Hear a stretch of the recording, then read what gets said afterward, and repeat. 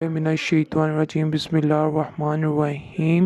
السلام علیکم۔ آج ہم بات کرتے ہیں آپ صلی اللہ علیہ وسلم کے چند معجزات، یعنی اللہ نے وعدہ دیا ان کو جو تم میں سے ایمان لائے اور اچھے کام کیے کہ ضرور انہیں زمین میں خلافت دے گا جیسا کہ ان سے پہلوں کو دی، ضرور ان کے لیے جما دے گا ان کو وہ دین جو ان کے لیے پسند فرمایا ہے، اور ضرور ان کے اگلے خوف کو امن سے بدل دے گا۔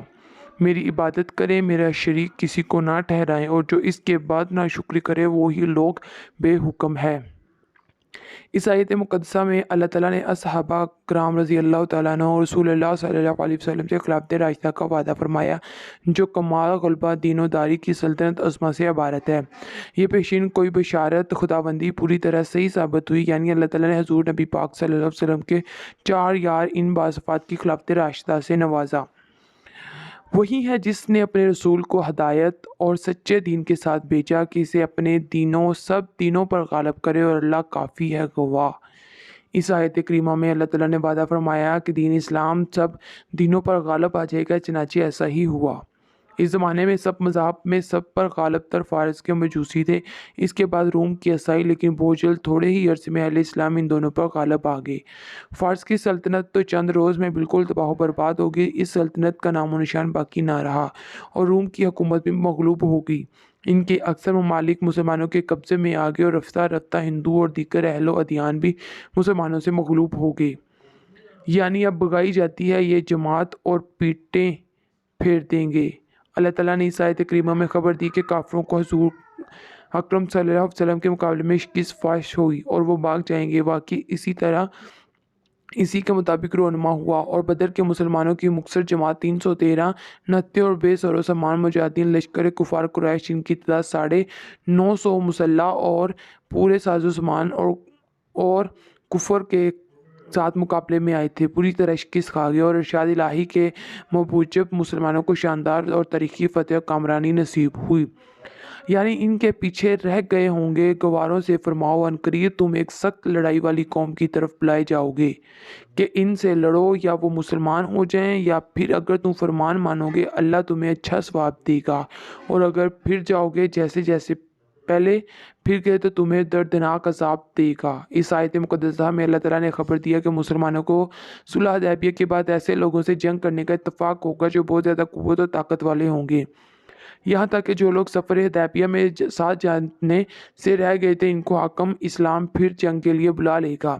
واقعی ان پیشکش کے مطابق ظاہر ہوا کہ حضرت ابوبکر صدیق اور عمر رضی اللہ تعالیٰ عنہ کے وقت میں لڑائیاں بہت طاقت والوں سے ہوئی، جیسے کہ مسلمہ وغیرہ مرتدین عرب بادشاہ فارس بادشاہ روم سے، اور ان دونوں خلفاء نے عرب کو ان لوگوں سے جنگ کرنے کے لیے بلایا۔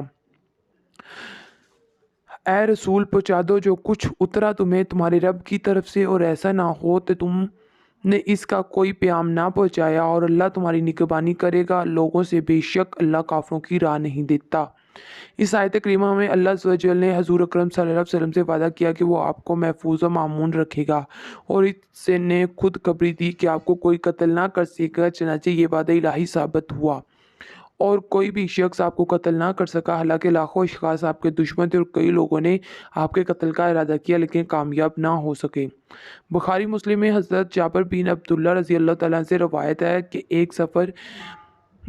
ایک سفر جہاد میں پیغمبر اسلام صلی اللہ علیہ وسلم کی ہمراہ تھے، حضور صلی اللہ علیہ وسلم کی جانب تشریف لے کے راستے طے کرتے ہوئے ایک روز دوپہر کے وقت ایک جنگل میں جس میں بہت سارے کانٹے دار درخت تھے قیام کیا۔ لوگ جا بجا درختوں کے سائے میں ادھر ادھر ہو گئے۔ حضور نبی کریم صلی اللہ علیہ وسلم ایک درخت سمرا کے نیچے اترے اور اپنی تلوار اس درخت پر لٹکا دی۔ ہم لوگ تھوڑی دیر سوئے تھے کہ آپ نے ہم کو بلایا۔ ہم حضور صلی اللہ علیہ وسلم کی خدمت میں حاضر ہوئے، دیکھا کہ ایک اعرابی حضور صلی اللہ علیہ وسلم کے سامنے بیٹھا ہے۔ آپ نے فرمایا کہ میں سو رہا تھا، اس نے میری تلوار نکالی، میں بیدار ہو گیا، دیکھا کہ ننگی تلوار اس کے ہاتھ میں ہے۔ اس نے مجھے کہا کہ اب تم کو کون بچائے گا؟ میں نے جواب دیا اللہ تعالیٰ۔ دوسری روایت میں ہے کہ جب آپ نے فرمایا کہ اللہ، تو آپ کے رب و جلال سے تلوار اس کے ہاتھ سے چھوٹ کر گر گئی۔ آپ صلی اللہ علیہ وسلم نے اس تلوار اپنے قبضے میں کر لی اور اس سے فرمایا اب تمہیں کون بچائے گا؟ تو اس نے کہا کہ اے محمد، آپ مجھ کو بخش دیجئے۔ نبی کریم صلی اللہ علیہ وسلم نے اپنے اخلاق کریمہ سے اس کو معاف کر دیا، اور وہ کلمہ پڑھ کر مسلمان ہو گیا، اور اپنی قوم سے جا کر کہا کہ میں ایسے شخص کے پاس سے آ رہا ہوں جو سارے انسانوں سے بہتر اور افضل ہے۔ اس قسم کے کئی واقعات اور حدیث اور سیر کی کتابوں میں مذکور ہے کہ اللہ تعالیٰ نے سخت سے سخت منزل آپ کی غائبانہ مدد فرمائی اور دشمنان اسلام کو شر سے محفوظ رکھا۔ ترمذی شریف میں ام المومنین عائشہ رضی اللہ تعالیٰ عنہ سے روایت ہے کہ آپ صلی اللہ علیہ وسلم کی عادت تھی کہ سوتے وقت محافظات کے لیے پہرے کا انتظام فرمایا کرتے تھے، لیکن جب آیت مبارک واللہ بِأَسْمَاكِ مِنَ النَّاسِ نازل ہوئی تو آپ نے فرمایا خیمے میں سے سر مبارک نکال کر پہرے داروں سے فرماؤ اب تم لوگ چلے جاؤ، اللہ تعالیٰ نے محافظت کا وعدہ فرما لیا ہے، اب ہمیں پہرے کی حاجت نہیں۔